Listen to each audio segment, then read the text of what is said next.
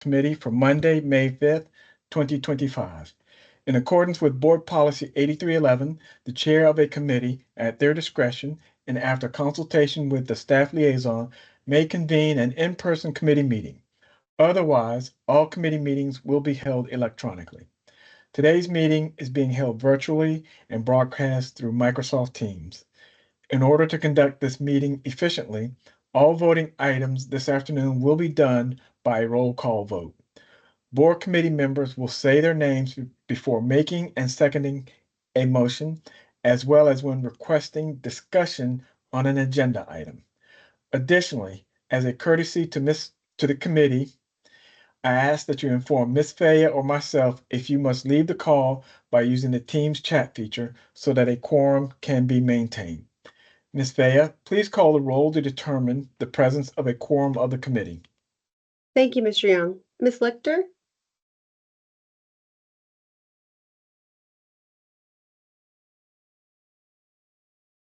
Ms. Lichter? Ms. Soluski? Present. Mr. McMillian? Present. Mr. Young?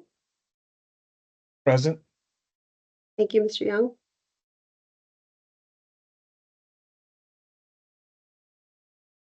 Thank you, Ms. Faya. Please call the roll of staff members participating in today's meeting. Thank you. Dr. DiDonato? Present. Dr. Grimm? Present.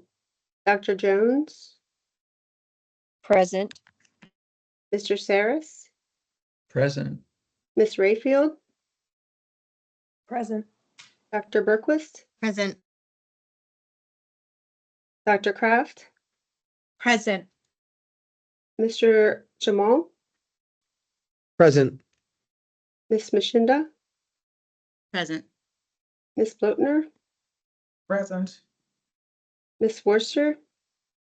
Present. Ms. Hetzler? Present. Ms. Lazari? Present. Mr. Welsh, sorry. Present. Ms. Webster? Present. Ms. This is Pritchett? Ms. Lichter. I'm also here. Sorry about that. That's okay, thank you. Ms. Pritchett? Present. If there are additional staff participating that were not mentioned, please state your name. Ms. Faya, this is Jim Corns. Thank you, Jim. Thank you, Mr. Young. And Charlene Domino. Thank you. Thank you, Ms. Faya. Mr. Saris, please state your name for the record and proceed with our first contract. Thank you, Mr. Young. This is George Saris, Acting Chief Financial Officer. And the first item on our agenda is ASI 819-21, Mathematics Grade 6 through Algebra 2 program. This is a contract modification to extend the term and increase spending authority. This item was approved by the Curriculum Committee most recently on April 24th, 2025. Thank you, Mr. Saris. Are there any questions from committee members? If so, please state your name and question.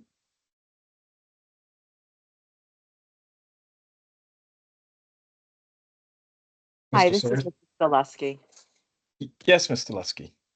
Yeah, so I just have a question, and this will probably repeat for a few of the contracts, but I'm just looking at the fiscal impact, and it looks like it's a 3 million increase. And of course, in light of the budget dilemma that the county is having right now, I guess I just want some clarification and just some understanding to rationalize that 3 million increase. Thank you so much. Sure, Ms. Dulesky, it's Dr. DiDonato. I can start, and then certainly Ms. Mashinda, you can jump in. So the spending authority is the authorization to spend that much. It is not a guarantee that we will spend that. That number is based on yearly averages of how much is spent, and that's how that we come up with that number. However, again, based on all of the things that we're looking at to be fiscally responsive, we are doing curriculum materials inventory in a different way this year to have a better understanding of exactly the amount of materials that are in each building so that we can transfer them between buildings versus ordering based on enrollment in courses. We're also working with school administrators and department chairs to really look at what are the learning modalities of the students, how are teachers pedagogically using the materials. So if a teacher is using mostly a digital version of something versus they're actually using the workbook every day with students, or are they, because they also have the ability to just print out certain pieces of materials, are they choosing to do that based on organizational structures they have in their school with students keeping binders instead of using like the books? So the number is based on what is average spend over time, and allowing, because this is for 3 years. So this would be because it's a 2-year contract extension and we still have a year remaining on the contract. So that spending is over 3 years. And what was spent year over year. Additionally, in the original contract, what was not included was that some of what we're using with advanced math in elementary school, we weren't doing the pathways as we have started to shift to, where we have students who are in 5th grade who are doing advanced academics and they are using the IM materials. And so like we've got a couple of pieces going on, which is the justification behind the spending. Okay, thank you. And just to make sure I understand correctly, so is it the 8,225,000 that is the maximum, or is it the 5 million number? So Yeah, go ahead, George. Yeah, the maximum amount would be the 8.2 million, and we're asking that the current $5.2 million limit be increased by 3 million. Right. That's what I thought, but I just wanted to make sure. And Yeah. then, so given all of the modifications you're making in light of the budget dilemma, it just seems really surprising that it's a 3 million increase. And then, so if you can speak to that, like, why is there such an increase if you're becoming more efficient with the resources? And then what would happen if this contract was not approved? Like, Okay, so in terms of instruction. Right. So a couple things. So over 2.2 million or 2.3 million is for the 2-year extension. So that it is this upcoming school year is the 5th year of the contract. The other 2 years are additional years. So we would be asking for additional funds for our contract extension in pretty much any circumstance that we were taking a contract for more years. An average cost of a student workbook, and I will have to look it up for IM, can be anywhere between $58 and $67.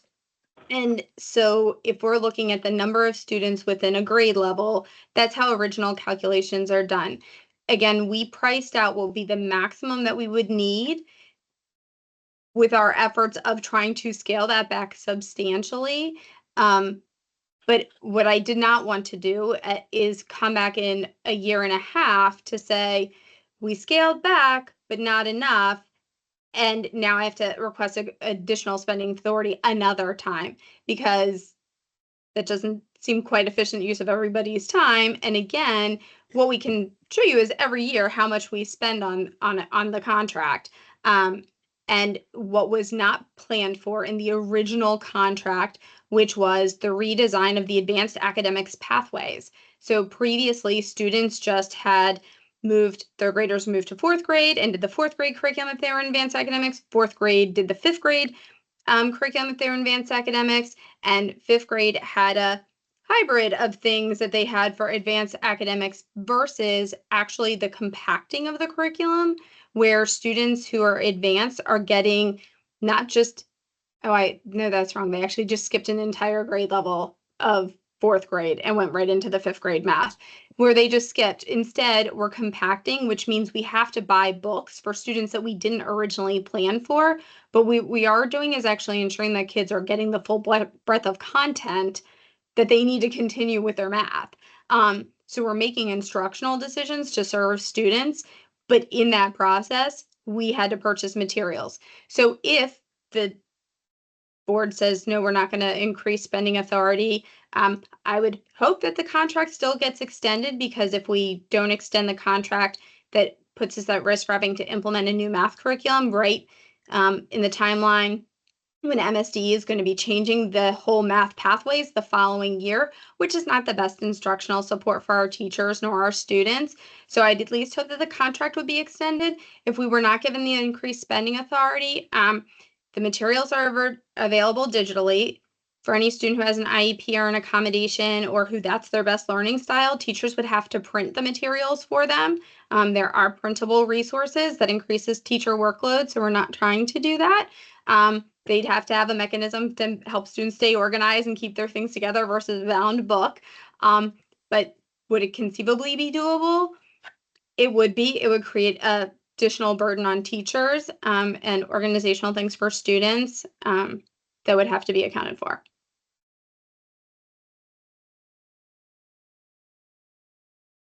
Thank you so much. You're welcome. Are there any additional questions on this contract? Mr. Saris, if you could proceed with contract number 2. Thank you. The next item on the agenda is GDA 320-24, ESOL Curricula Assessments and Materials of Instruction, grades 6 through 12. This is a contract modification to increase spending authority from $600,000 by 1.7 million to a maximum of 2.3 million over the term of the contract through 2031. This was discussed at Curriculum Committee also on April 24th, 2025. Are there any questions? Mrs. Lichter, I have one question. I should know this, but was this a full pilot of all of our programs or just a partial pilot in the county? This was a full pilot for all of our levels of English language development courses in middle and high schools. So the 600,000 that we used, no, we didn't use that much this year. Yeah, wait a second, current fiscal. This year we spent 447,000 for the full pilot, correct?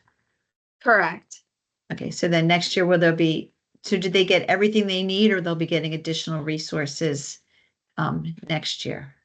So we ordered exactly what they needed for this single year. So for example, if a school only had students who were in like level 1 and 2 courses, we only ordered the teacher guides for those 2 courses versus they'll have kids who are moving into level 3 next year. So Okay. it was to keep the, again, while we were doing a pilot and not knowing if it was going to be approved, Right. optimize the spending as much as possible, as well as there are hardback anthologies for the ELD curriculum that we did not originally purchase. That has been a request from several of our teachers so that the students have more literature opportunities and resources within the classrooms.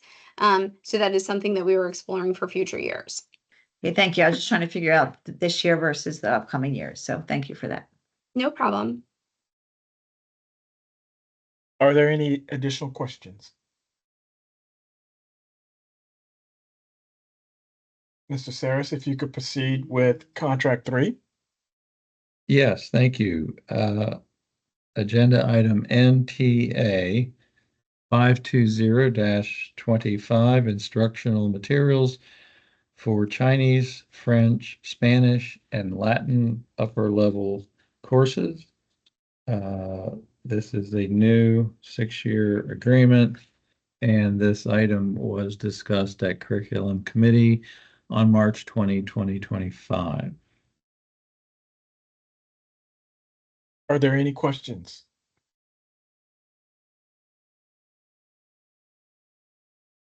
Mr. Saris, if you could proceed with Hi. contract. Hi, this is Ms. Delusky. Please proceed, Ms. Delusky. Thank you. Sorry for the delay. I just have a question. I know that this is new and we don't have, a lot of information about it. So I just was wondering if a staff member could just summarize the rationale for this financial ask, and if for some reason it was not approved, what would be the impact for the foreign language students? Thank you. No problem. I'm going to turn it right over to Dr. Kraft and Ms. Pritchett to talk through some of that. So thank you for the question. We did present at Curriculum Committee to talk a little bit about what we had done. Previously, our students went straight from level 4 into AP. And what we noticed is that there were many students that weren't ready by the end of that year to successfully take the AP exam for college bearing credits. And teachers have actually been asking about this for a long time. In some cases, the schools, in an effort to support students, were delivering the AP course over, multiple years. And so what we wanted to do was to build a pathway for students to be successful. And I'm actually going to turn it over to Ms. Pritchett, but I wanted to just give a little bit of context. And what we are trying to do is really support students in those high level language learning, but also make sure that they're successful. So Ms. Pritchett, do you want to add in? Sure, I can add a little bit to that.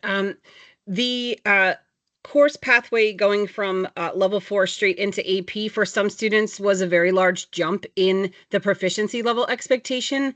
And studies will show that more time in class and more time practicing using the language will help students increase their proficiency levels. So we wanted to make sure that if they were starting off as a freshman in that level 4 class, that they would also have an additional year of study prior to taking the AP exam, because the AP language exams are a little different in their structure than some of the others. Instead of being equivalent to a 101 course, they're actually equivalent to like a 301 course. So it's a very tough exam. And so we were just trying to provide it. Students have the opportunity to take the course, but it's not a requirement. So we just wanted to provide that full pathway in case that was needed for students. And Ms. Zalewski, regarding the question as far as financing it, because this is, Dr. Kraft had alluded to, this has been something that's actually been in the works through several different fiscal years. It's been identified as a need. We have budgeted for the purchase of these materials within using our FY25 funds, so that we would be poised to do this, knowing that it is a gap instructionally for students. And then I wanted to answer the second part of your question, that it would definitely be an impact on teachers. As you can imagine, finding materials that are at that level of rigor for students that adequately prepare them to be successful in AP is quite the challenge. It's not just a quick Google search. So what this does is it really helps teachers to be supported in giving students high quality, rigorous instruction. And as you know, Sealed by Literacy has been part of the blueprint for Maryland's future. And as we know, just in general, the ability to fluently be able to speak another and use another language in multiple ways increases our students' opportunities for jobs and post-secondary pathways. And so I think it would be a pretty significant impact. And we haven't had anything in place, and this would really bridge the gap that we've discovered. Great. Thank you for answering my questions. Of course. Are there any additional questions? Mr. Saris, if you can proceed with contract number 5. Thank you. This item NGO 417-25 language assessments for seal of biliteracy. This is a new 5-year contract. And the spending authority requested is $1.4 million. Are there any questions? And actually, I may have misspoken. It is a new contract, yeah.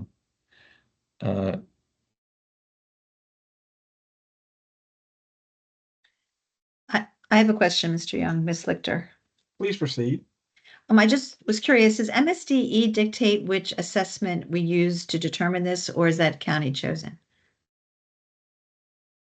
That is a great question. I'm actually going to turn this over to Ms. Pritchett because we are changing our assessment, which is why it is a new contract. We have been testing students. We had a different assessment. I'm going to let Ms. Pritchett talk a little bit about the change and how MSDE provides guidance to us. Thank you. Hi, so yes, MSD provides a list of approved assessments, and our contract is ending this May with the LTI, which is the company that provides the Apple assessment. And in discussions in our MSDE state meetings, we've discovered that this assessment, the stamp, is equivalent in price, but that the way that students register to take it and the way that the scores are provided is a much more fluid process. So with the one contract ending and it not being an additional spend, we were hoping that we could switch to this assessment. They are this similar in type. It would just be the delivery is smoother in the new platform, and the way that the scores come through on the back end into our focus system would be more fluid for us and not require so much manipulation on our end to get the data back for making sure who earned the seal and who did not. Thank you for that. You're welcome. Are there any additional questions? Hi, this is Ms. Stileski. Please proceed, Ms. Stileski. Thank you so much, and thank you for your patience. I just have the same question since it's a new contract, especially for the public and those that are listening. If a staff member could just, provide a little bit of a rationale for the contract and an explanation for why the contract cost would be $1,400,000. Thank you so much. So I'll let Ms. Pritchett talk a little bit more about the seal of biliteracy assessment. I can answer the sort of fiscal impact on the front end. So it is a 5-year contract for $1.4 million, which is just about $250,000 a year. We do pay for the students to take the assessment, so this has zero fiscal impact on students.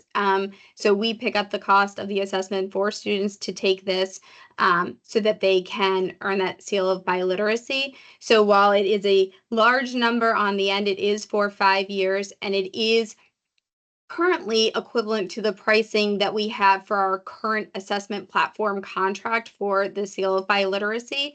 So if not this contract, we would have come with either a contract extension or a modification to the prior contract as a request, because this is part of the blueprint for Maryland's future with regards to students earning the seal of biliteracy, and there has to be an assessment mechanism to identify who's earned that. But with regards to the specific, what is the seal of biliteracy? What does it do for students? I'm going to turn it over to Ms. Pritchett. Hi, so thank you for the question. The assessment itself will still be consisting of 4 sections, and it's divided by the modes of communication. 2 of them are called interpretive mode. One is interpretive reading, one is interpretive listening. There's an interpersonal speaking where students record their responses to oral questions that are on the computer. And then there's a presentational writing section. So those 4 things together will create a comprehensive look at their ability to communicate and read and write, as well as speak and listen in the target language that they're trying to earn the seal in addition to English. And so they will get a composite score. And again, the state has set the goal of intermediate high. And then on those approved assessment lists from MSDE, there are score cutoff numbers for all the approved assessments.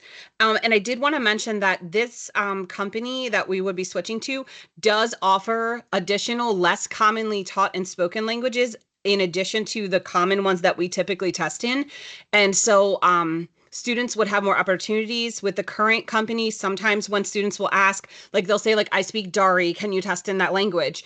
With the current contract, we cannot through that company, and the students have to then seek that out on their own and try to find a location. So this new test or stamp will allow that to occur more easily. So that's something that's a bonus. And it actually, I believe, is 10 cents cheaper per test. So it's pretty similar, but it's just slightly less expensive per test. Thank you. You're Are there welcome. Are there any additional questions? Mr. Saris, if you could proceed with our next contract. Thank you. The next item, CWA 112-25, services and products to support the community school program. This is a new contract for a term of 5 years and 1 month. And unlike the previous contracts we discussed this evening, this is 100% grant funded by the state of Maryland through the community school grant, which is now serving 119 schools.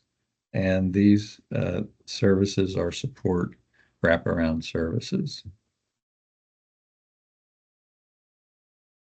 Are there any questions from the committee? Mr. Young, I have a question. Please proceed, Mr. McMillian.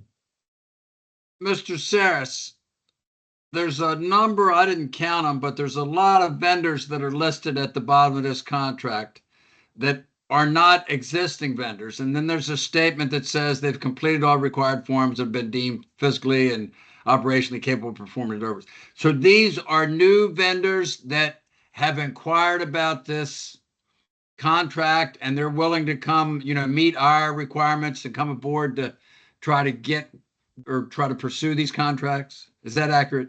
Yes, they have been vetted and are ostensibly able to provide these services. It's a relatively new program. And some of these vendors will give us multiple opportunities for the same type of service. So if we find that we have a vendor that cannot perform, then we have alternatives to pursue. And because it's a grant program, it really falls under additional scrutiny by the grant managers, as well as the Department of Fiscal Services, who normally evaluates vendors. Yeah, I think it's interesting that the number of vendors requesting the information was 340. That seems like a lot. And then 73 actually looks like submitted bids. Yeah, it gives us a lot of flexibility. Great. Thank you very much for answering my question. You're welcome. Are there any additional questions? I do. It's Ms. Slichter. So it just, one of my questions was just answered through Mr. McMillian's question, but it just, the current fiscal year anticipated spend. So we only feel that all of the community schools together would only be using $15,000 through those vendors. It just seems kind of low. Ms. Lichter, this is Melanie Webster. This fiscal year only has about 6 weeks left in it. Okay. And right now they're not putting purchase orders in. So we won't actually see spend on this contract until next school year.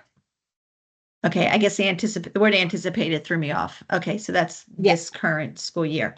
Yes. Okay, so then next year, the spend could be up to $750,000. Well, the 750,000 is anticipated over the entire 5-year term of the Right. contract. Right. So, we're anticipating that it could be between 100 to 250,000 a year. We may end up having to come back based on how frequently the schools are selecting these vendors, but we Okay. felt like this was a good start. Okay, thank you. I just know we have a lot of community schools and they do have the funds for these wraparound types of services, so the amount seemed low, but thank you for that explanation. Certainly. Yeah, the school principals will make individual decisions for their schools, and so it's somewhat difficult for us to anticipate Protect, right? correctly. Yeah. Okay, thank you. Are there any additional questions? Mr. Saris, if you could proceed with our next contract. Thank you. MWE 804-25 is our annual financing resolution for a 5-year lease purchase of vehicles, including school buses, as well as SUVs, and let's see, I think that's it. So the purchase price will be approximately $6.7 million. The interest rate over the 5-year term, approximately 3.68%. There's already a competitive contract in place for vehicles. And you'll see there we've listed the various types of vehicles.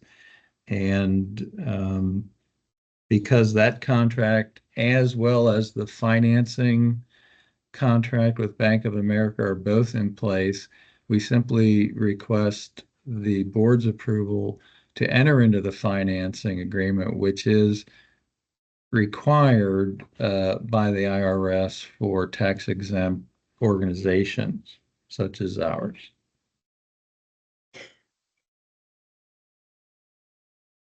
Are there any questions?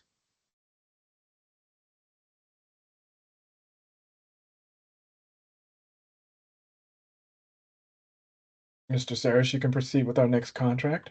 Thank you very much. The next item, NGO 413-25, professional learning. This is a new 5-year contract. And with Research for Better Teaching, which is the program that Dr. Rogers and the school system have assigned primary support for our professional development program. Are there any questions from the committee?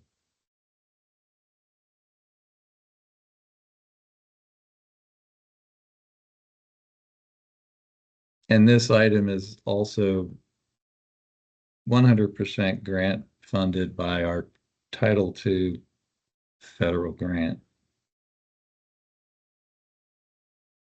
Thank you, Mr. Saris.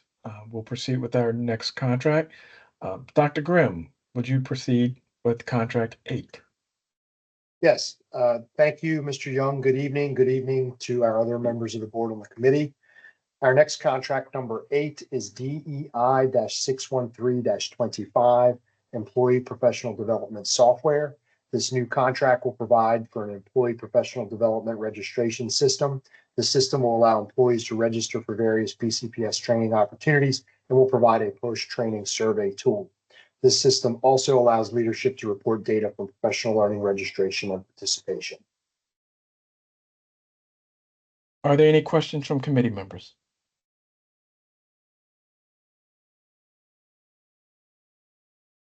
Dr. Grimm, if you could proceed with our next contract. Hi, this is Ms. Delusky. Yes, Ms. Delusky, please proceed with your question. Thank you so much. Thank you, Dr. Graham. So I just have a question.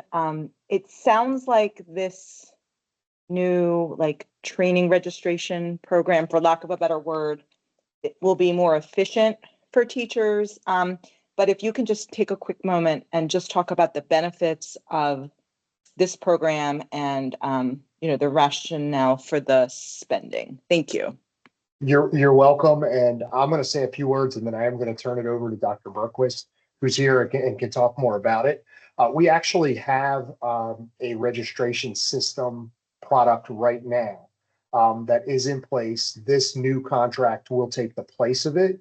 It is the same cost as what we are currently spending on the registration product. However, it does more, including better reporting for that post analysis that we've been looking for. So the benefit for us is when we get questions about how many folks have been trained, how many of our staff members have been trained in a particular something new, some new software that we have or a new training program, we will be able to more easily, more efficiently, and more readily provide that information and report it out than we can under the current system. That was really not designed to do that type of reporting for the registration system. Dr. Berquist, did you want to add anything? I think what you shared is the most important factor for switching to this, but then I'll also add that the user interface gives a lot more flexibility for teachers, and it helps them do things now that can be a source of frustration, like tracking their CPD credits, tracking their professional development credits, which is related to licensure, even the way that they register. There's conference style registration in the system. So that's not as important as what Dr. Grimm shared, but it is something that is going to make teachers' lives more efficient, which is a great thing when we can offer that. Yeah, and just to add on to that, Ms. Stolesky, it'll also help us with our Title I and our pass-through reporting as well. So again, we see a number of benefits versus the current program that we have. Did we answer your question? Thank you. Yes, thank you so much for answering it. You're welcome. Are there any additional questions? Dr. Grimm, if you could proceed with your next contract. Next contract is number 9 on the agenda. It's JHO-711-25, titled Core Curriculum Enhancements. This contract will provide STAR Reading and Math Universal Screener licenses for grades 1 through 12. This contract spending authority will cover the initial term of the contract, and staff will bring the contract back to the board if a recommendation is developed to exercise the option to extend its contract. Are there any questions? Yes, this is Mrs. Lichter. Can you just tell us which grades would be getting STAR, and is this replacing MAP implementation? So, Ms. Lichter, thank you very much. Mr. Connolly, whose name is on the contract from Drawl, was unable to make it this evening. But however, I am going to ask Dr. DiDonato, one of her staff, to answer that. I know they were working with Mr. Connolly. If they can provide that answer, they will. If not, I can have that for you tomorrow evening. Okay, no worries. So Ms. Lichter, yes, this will be replacing the MAP assessment. What this will also allow us to do is currently students who have received like IEP services, they have to do, different assessments to get present levels of performance. STAR will actually, some of the versatility of it will provide another mechanism for present levels of performance for IEPs, which is a great blessing to our special educators who are often looking for different assessment tools. So not only does this provide the universal screener, which is required in the blueprint for both the literacy plan as well as the math policy that passed from MSDE, where we're required to screen 3 times a year for potential reading or math deficits. This will provide us with that. It will provide with some, again, supports for our special educators with identifying present levels of performance for students, and it will replace the math assessment, but we will have the flexibility with this, unlike with MAP, to use it all the way through 12th grade.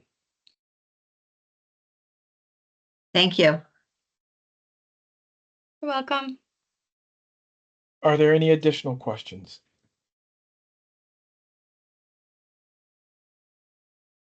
Dr. Grimm, if you could proceed with our next contract.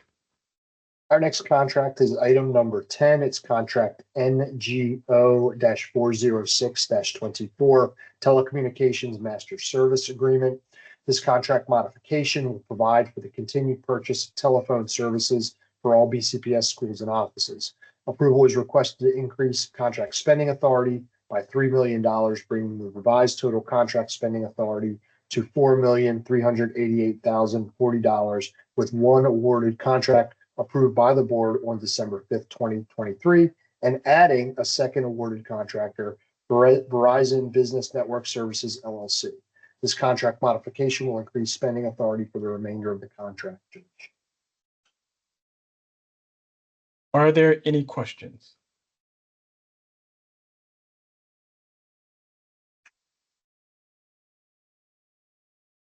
Dr. Grimm, if you could proceed with our next contract. Our next contract is NGO-410-25 W-2 processing. This contract will provide employees with W-2s and accompanies the ERP implementation. A supplemental program is required as the W-2 process needs to occur outside of the.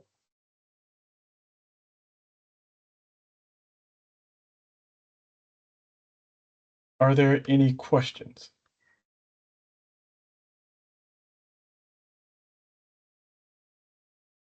Dr. Grimm, if you could proceed with contract 12. Our next contract is JHO-716-25, Dairy and Juice Products. This contract will provide dairy and fruit juice products, including the delivery of fresh refrigerated milk and 100% fruit juice for use in BCPS's breakfast, lunch, and summer programs for students of all grade levels. Are there any questions?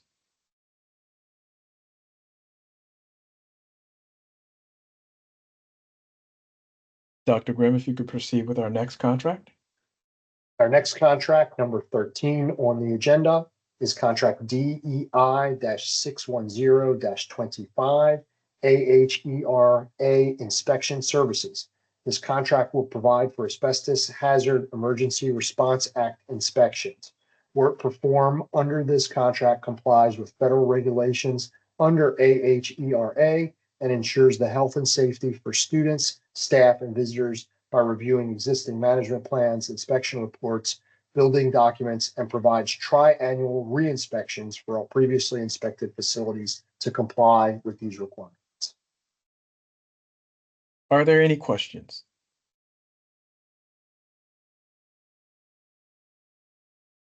Dr. Grimm, if you could proceed with our next contract. Our next contract is item number 14 on the agenda. It's contract DEI-608-25, purchase or lease of relocatable classrooms. This contract will provide for the purchase and lease of relocatable classrooms. This contract will be used to support school capacity relief and replace aging units. Light contract GDA 315-25, portable modular buildings, that was approved by the board last month. This contract replaces JBO-716-19, purchase of relocatable classrooms, and JBO-717-19, leased relocatable classrooms that were approved by the board in January for extension to allow time to rebid this solicitation. As shared with the board previously, multiple contracts are recommended to increase the number of vendors able to provide relocatable instructional spaces for BCPS. Are there any questions? Yes, Mr. Mr. McMillan. Mr. Young? Yes, go ahead, Mr. McMillan. Okay. Dr. Graham, how do you make the decision? What goes into the decision whether you buy or you lease a relocatable? So that's an excellent question, Mr. McMillan. It really depends on the need that we have. It depends on, and when I say the need, the type and size of the exact unit, what the purpose of that unit is going to be for, what the anticipated duration of the need will be, can in part determine whether a lease or purchase is more economically feasible given the situation. We do have both types of relocatables within our portfolio. And we've taken efforts over the last couple of years to slim down the number of relocatables that we have, so that we can use them more efficiently throughout the system. But it really is dependent on how long we anticipate that we'll need the relocatable, what the cost of it's going to be, what the size of it's going to be, and what it's going to be used for, because they do come in different shapes and sizes. Is there a traditional length to a leasing contract? Or do they vary? I'm gonna ask Mr. Welsh if he could answer that question, because that is one I do not know. Good evening, Mr. McWilliam, and thank you for the question. So historically, our old contract did not create provisions for a term of lease. However, we are trying to build a program that would allow us between the 10 and 20-year mark, we're using 15 as a good benchmark, to roll over a lease into a new unit so that the maintenance costs can be more economical and more based around a tighter approach to managing our maintenance funds. So I hope that does answer your question. Yes, thank you very much. And Mr. McWilliam, just to add one other detail, it's very expensive for us to move relocatables. So as we assess the needs from year to year, if we believe that, you know, a program change happened for this coming year, but we see an enrollment increase the following year coming to the school, sometimes we will leave a relocatable in place because it's more cost effective for us to do that rather than relocate it somewhere else or remove it from the property if we may need one again in the near future. Thank you. Welcome. Are there any additional questions? Dr. Grimm, if you could proceed with our next contract. Our next contract is our last contract this afternoon. It is CWA-100-23, cabling and low voltage systems maintenance. This contract modification will continue to provide cabling and low voltage systems maintenance. Approval is requested to increase contract spending authority by $2 million, bringing the total contract spending authority to $4 million, with 2 awarded contractors approved by the board on September 13th, 2022. This contract modification will exercise the final 1-year extension. Are there any questions?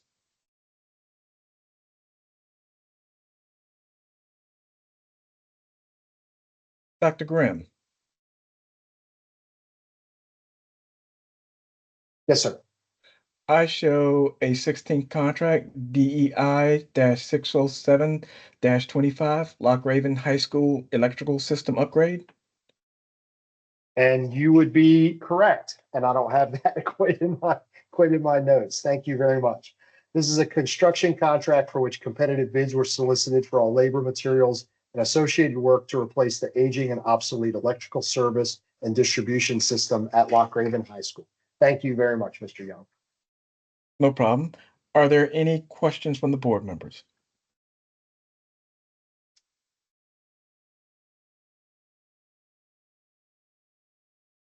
Okay, so prior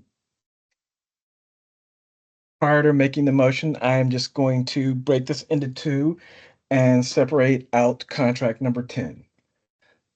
So I will now entertain a motion to recommend that items 1 through 9 and 11 through 16 be moved to the full board for approval.